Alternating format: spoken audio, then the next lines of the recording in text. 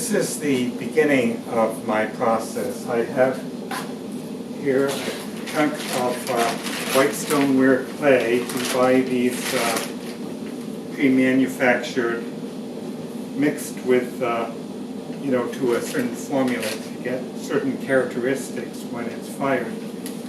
And I use this wire tool to cut a slice, which I'm going to run through the slab roller next.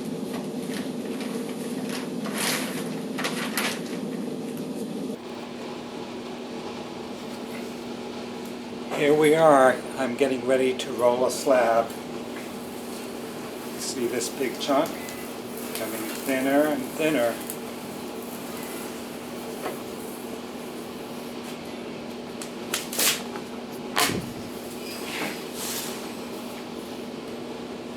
I repeat this process a few times, bringing the lever closer and closer together to get the thickness and shape I want.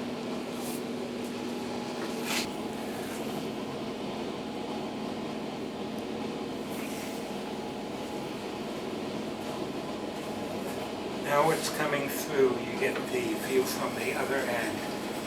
I made a few passes, and now it's very close to the thinness that I want.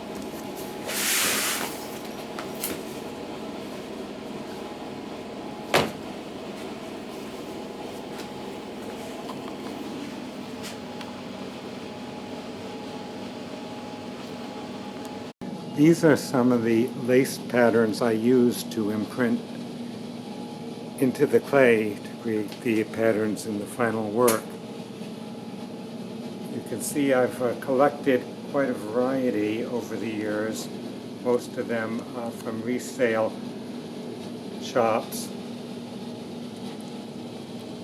some contributed by friends, and there are many more other ones, as you can see.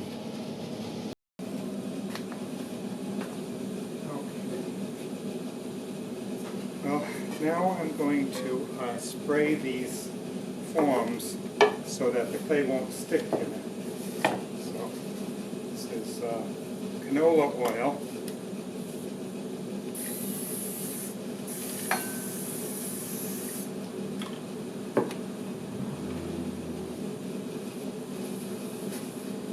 Smear it around.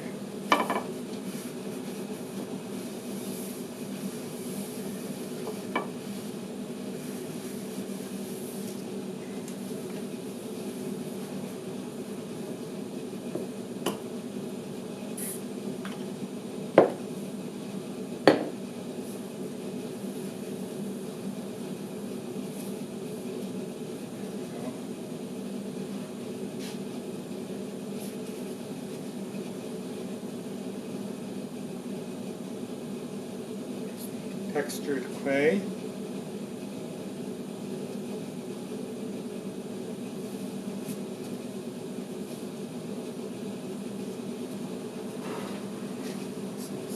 Sponges to gently push it into the shape.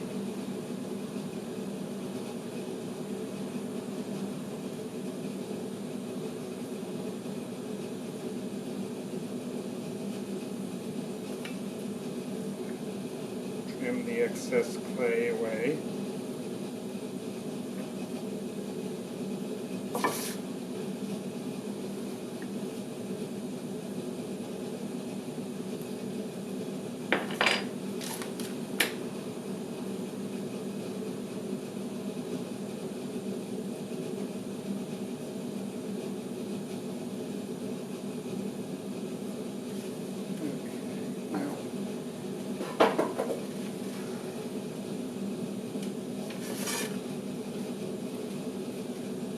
Is to trim it more closely.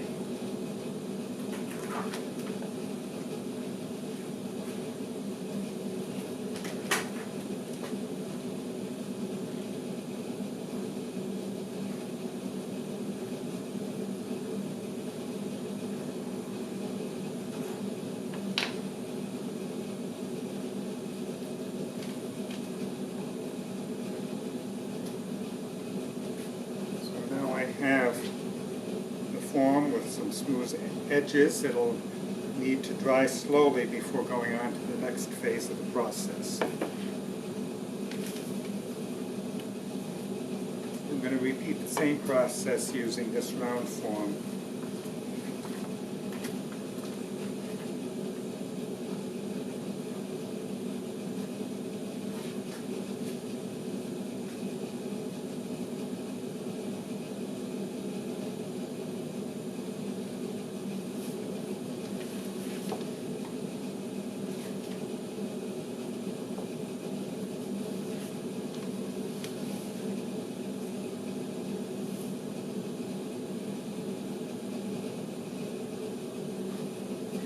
Trying to get the design centered on this plate.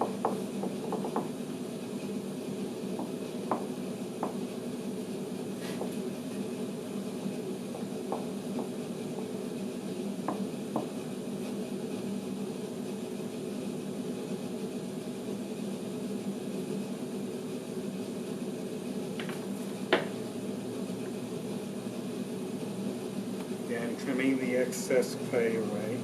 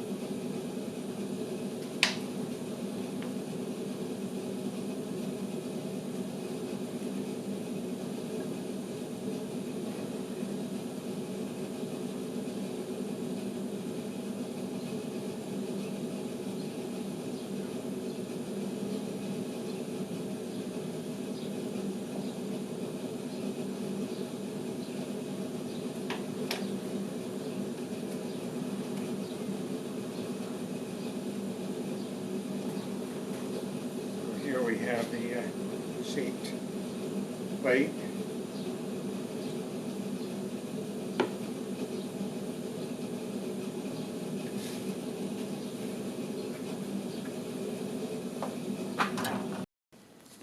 We are now in the kiln room of the Potter's Guild. These are large gas-fired kilns, and here are two electric kilns.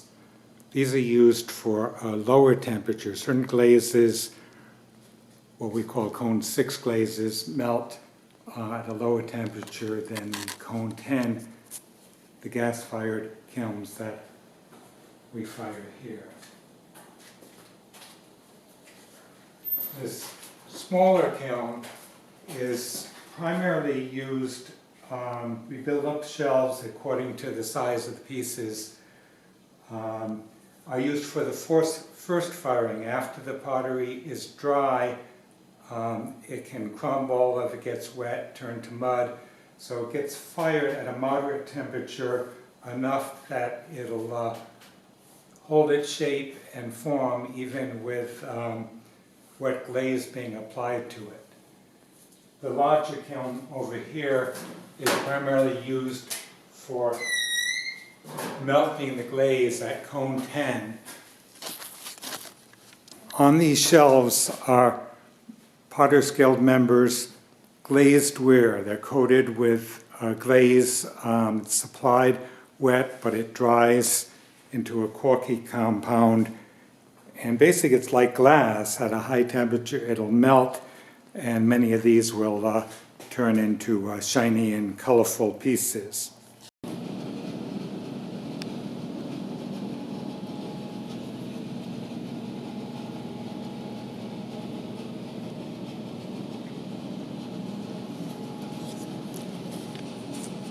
I have just marked the backs of these pieces of pottery with pencil line. It's going to mark where I'm going to wax the bottoms to prevent the glaze from sticking.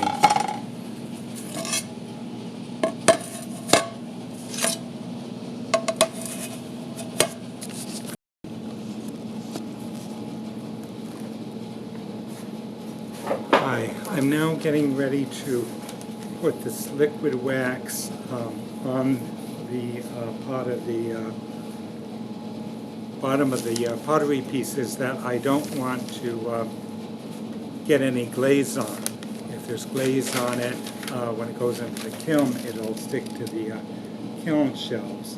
So I coat it with this liquid wax that'll resist any glaze that may overlap the portion I'm glazing.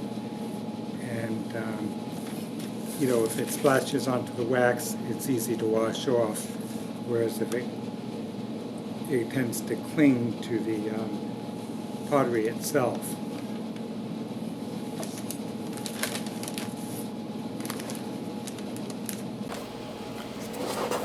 This is the disc-fired piece. It has a lot of pattern in it, but it's not very visible. I'm going to use a stain, water and pigment that will turn a kind of black blue color when it's fired. And you'll see what a difference it makes between in showing the pattern. I brush this on, and then when I'm done with that, I will sponge it off the light areas. The upper texture will show more contrast.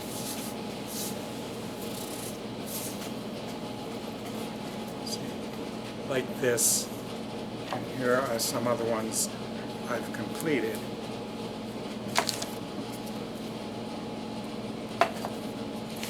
Quite a difference between the plain texture. Later on, when it's dry, I will add a more colorful but slightly translucent glaze.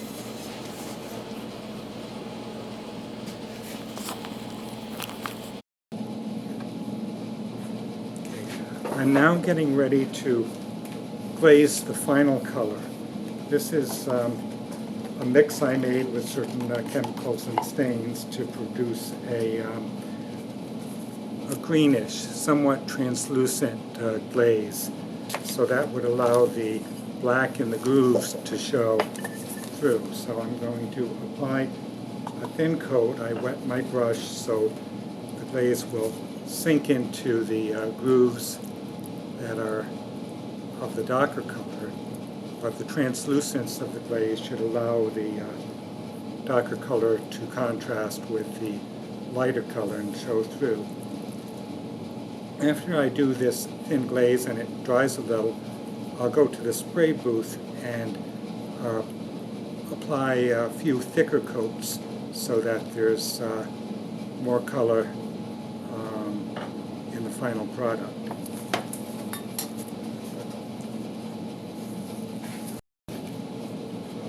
I'm now going to use a different glaze on the bottom. This is darker and less translucent when it's dry, and therefore gives a more solid color than the combination that I'm using on the front.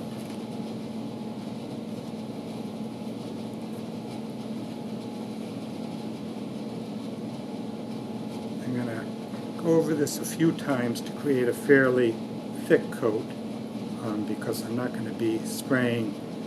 When I spray, this pot will not be that affected by the spray. It's just the upper pot that will get more layers of the greenish, translucent color.